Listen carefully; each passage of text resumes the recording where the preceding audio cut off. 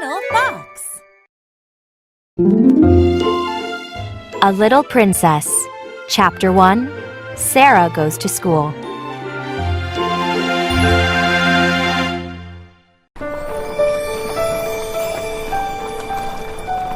On a dark winter's day, a little girl sat in a cab with her father. She stared out the window as the cab drove through foggy London.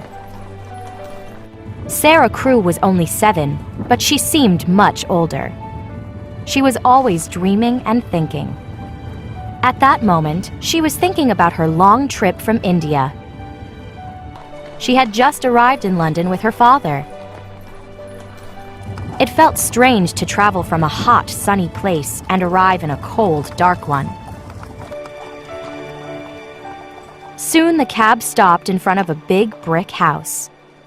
A brass sign on the front door said, Miss Minchin's Boarding School for Young Ladies.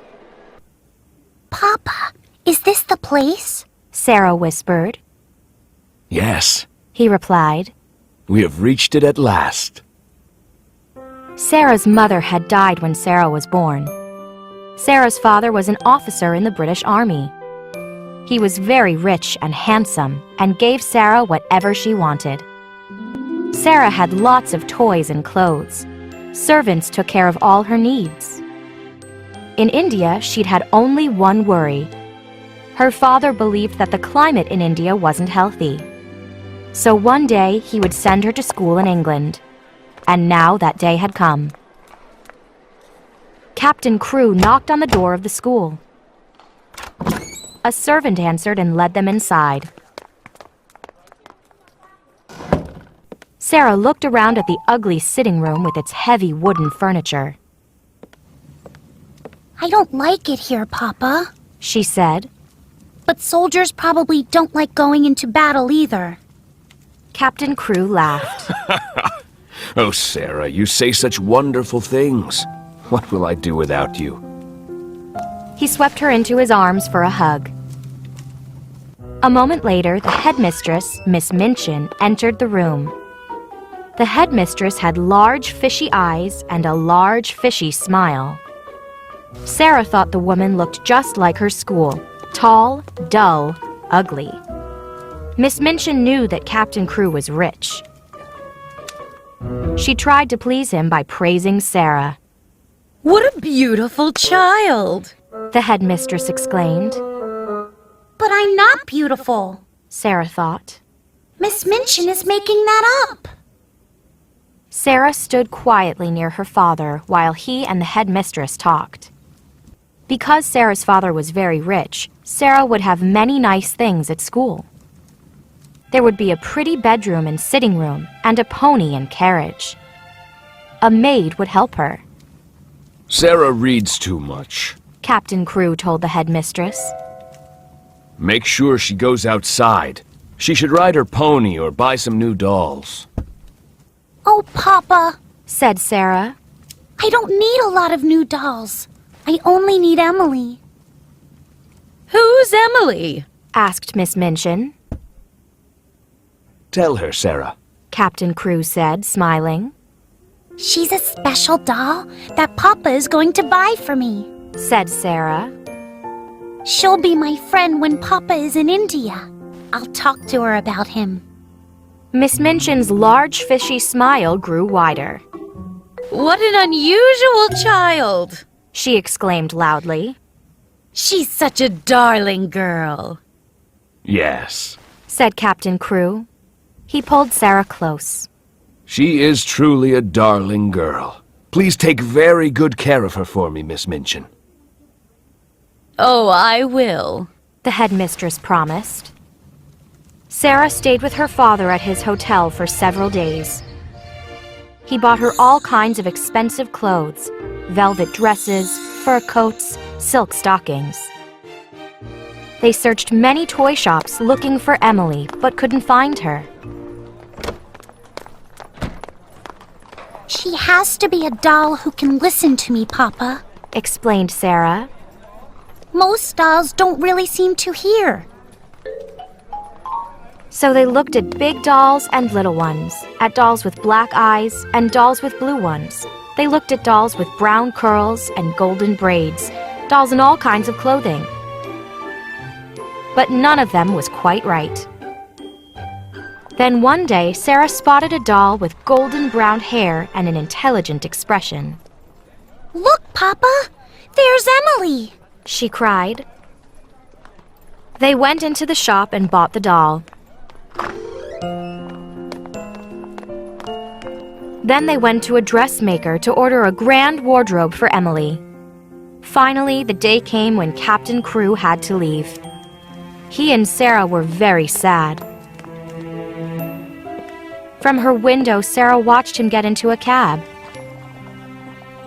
Emily was by her side.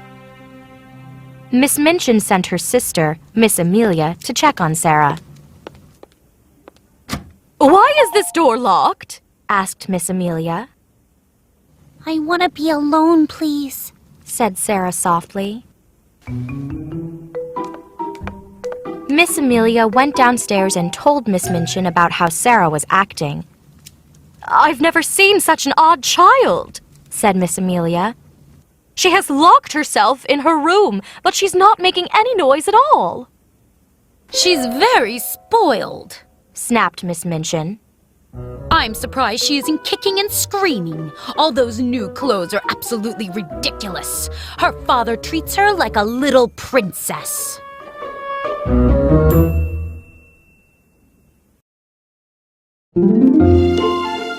A Little Princess, Chapter 2, First Day of Class.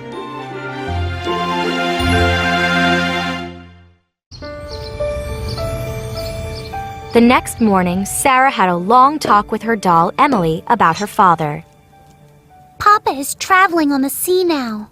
Said Sarah. Emily said nothing, but Sarah was sure the doll was listening. I believe that dolls have secrets. Sarah told her maid, Mariette. Perhaps Emily can read and walk and talk. But she only does those things when no one is watching her. Mariette smiled at Sarah. It's time for school. Just a minute, please. Sarah replied. She went to Emily and gave her a book. You can read this while I'm in class. She said to the doll. What an odd child, Mariette thought as she and Sarah went downstairs. But Mariette knew she would like her new job as Sarah's maid. Sarah was very kind and polite and had charming manners. She's almost like a little princess, thought the maid. By the time Sarah entered the classroom, everyone was talking about her. She has so many fancy clothes. Lavinia Herbert whispered to her best friend Jessie. I passed her room last night. Her maid was opening a suitcase full of lace petticoats. She's wearing one now. I saw it when she sat down. Lavinia was nearly 13 and thought of herself as almost grown up. I heard Miss Minchin say it's absolutely ridiculous for a child to have such fancy clothes, she said. I agree with her. My mother says that children should always dress simply. The two girls pretended to read their geography books, but they were really sneaking looks at Sarah. She's wearing silk stockings, whispered Jessie. What tiny feet she has. I don't think she's pretty at all, Lavinia sniffed. Her eyes are such a strange color. But there's something about her that makes you keep looking at her, said Jessie. Her eyelashes are so dark and long, and her eyes are almost green. Meanwhile, Sarah sat quietly watching the other girls, who were still staring at her. Young ladies, said Miss Minchin, I'd like to introduce you to your new classmate, Miss Sarah Crew. All the girls stood up, and Sarah did too. I expect you to be nice to Miss Crew. She's just come to London from India. After lessons are over, you will have time to get acquainted with Sarah. The girls bowed to Sarah, who curtsied in reply. Come here, Sarah, said Miss Minchin as the other girls sat down. Sarah obediently went to Miss Minchin's side. Your father hired a French maid for you, said the headmistress. He must want you to learn French. Sarah felt a little awkward. I think he just thought that I'd like Mariette. She replied politely.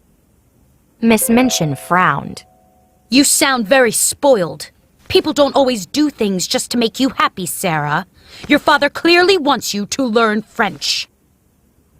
Sarah flushed, unsure of what to say. Her mother had been French. Her father had loved her mother and had often spoken French to Sarah. But Miss Minchin looked so mean. Sarah didn't know how to explain things to her. I've never actually studied French, Sarah began. but Well, then it's time you started to study it. The headmistress said impatiently. Miss Minchin herself had never learned to speak French, but this was an embarrassing secret that she didn't intend to share with anyone. Here's our French teacher now. She added sharply. Everyone, take out your French books. Monsieur Defarge looked like a nice, intelligent man. When he saw Sarah, he smiled. Is this a new pupil for me, madame? He asked. Her father, Captain Crew, is very eager for her to learn the language, but I'm afraid that Sarah seems less eager to learn. Miss Minchin replied with a frown. Sarah rose in her seat, suddenly feeling a bit desperate. She felt sure that she could explain her situation to Monsieur Defarge. And she did exactly that, speaking to him in perfect French. Miss Minchin started quite violently, and then she glared at Sarah. But Monsieur Defarge was already charmed by the girl who spoke his language so beautifully. Ah, Miss Minchin. He said, There isn't much I can teach Sarah. She hasn't studied French. She is French. Miss Minchin's cheeks flushed. You should have told me. The headmistress snapped at Sarah. I tried. Said Sarah. I guess I should have tried harder. Lavinia and Jessie giggled from behind their French books. Sarah had made the headmistress look a bit foolish. Silence, young ladies. Miss Minchin rapped on her desk, Silence. and from that moment on, she began to dislike her new student.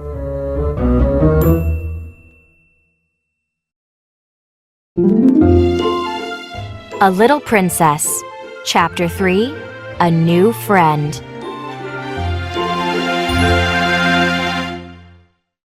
That first morning at school, Sarah noticed a plump, blonde girl about the same age as Sarah. The girl was chewing on the ribbon of her pigtail and staring at Sarah. When Monsieur Defarge spoke to Sarah, the plump girl looked a little frightened. When Sarah replied in French, the girl gave a startled jump and turned red. Miss Minchin was still in a bad mood about Sarah's perfect French. Miss St. John, stop chewing on your ribbon and sit up at once. She snapped. The girl gave another startled jump. Lavinia and Jessie giggled, and the girl turned redder than ever. Sarah's father often remarked on Sarah's soft heart. Sarah always wants to fight when she sees people in trouble, he liked to say. And that was certainly true now. Those girls shouldn't laugh. Thought Sarah. That's mean. But Lavinia and Jessie continued to snicker when the girl spoke in French for Monsieur Defarge. Sarah felt sorry for this girl, who had such trouble saying the French words correctly. The French lessons were obviously quite difficult for her. When the morning's lessons were finally finished, the plump girl sat on a window seat, looking miserable. Sarah went over to her. What's your name? Asked Sarah. The girl seemed amazed that Sarah was talking to her. My name is Ermengarde St. John, She replied. Mine is Sarah Crew. What a pretty name you have. Exclaimed Sarah. It sounds like a name from a story. I like your name too. Where did you learn to speak French? Ermengarde asked. Oh, I've done it all my life. Sara answered. If you'd always heard French at home, you could do it too. No, I don't think so, said Ermengarde sadly. I'm not very smart. Ermengarde explained that her father spoke 7 or 8 languages. He had a huge library filled with thousands of books and couldn't understand why Ermengarde didn't do well in school. He had told Miss Minchin that Ermengarde must be made to learn. But at school, Ermengarde was often in trouble or in tears. You're smart, aren't you? Ermengarde said to Sara. Sara looked out the window into the dirty square. She could see some sparrows hopping along iron railings. She thought for a minute. Oh, I don't know. Then suddenly she changed the subject. Would you like to meet Emily? Who's Emily? Asked Ermengarde. Come up to my room and see, replied Sara. Ermengarde followed Sara upstairs. Is it true, she asked, that you have a playroom all to yourself? Yes, Sara answered. Papa asked Miss Minchin to let me have one. It's because I like to tell myself stories, and the mood gets spoiled if I know people are listening. Sara stopped outside the door to her room. If we're quiet, maybe we'll catch her, she said mysteriously. Ermengarde blinked. She had no idea what Sara was talking about. But Sara's eyes were full of fun. Ermengarde couldn't wait to see what happened. Sara threw open the door. Ermengarde saw a beautiful doll sitting on a chair in front of the fire. Oh, Emily is back in her seat. Sara sounded disappointed. Can she walk? Asked Ermengarde in surprise. I like to pretend she can, said Sara. Don't you pretend such things? No. Ermengarde was in awe of this strange girl. Never. May I hold Emily? Of course, said Sara. And I'll tell you stories. So they sat together, her green eyes shining. Sara told Ermengarde all about the secret life of dolls. She also talked about life in India and the voyage to England. When Sara got to the part about finding Emily in the toy shop, she suddenly looked upset. Ermengarde had the feeling that Sara was bravely trying not to cry. What's wrong? She asked in alarm. Do you love your father more than anything in the world? Sara burst out. Ermengarde thought this was a strange question. I hardly ever see him. He's always in his library reading things. Oh, I love my father and miss him so. Sara buried her head in her hands. Ermengarde's mouth fell open a little. Sara was so wonderful and different from anyone else. Sara lifted her head. If I keep telling you stories, I won't miss him as much. Tears came to Ermengarde's eyes, and she felt a lump in her throat. Lavinia and Jessie are best friends. Do you think we could be best friends?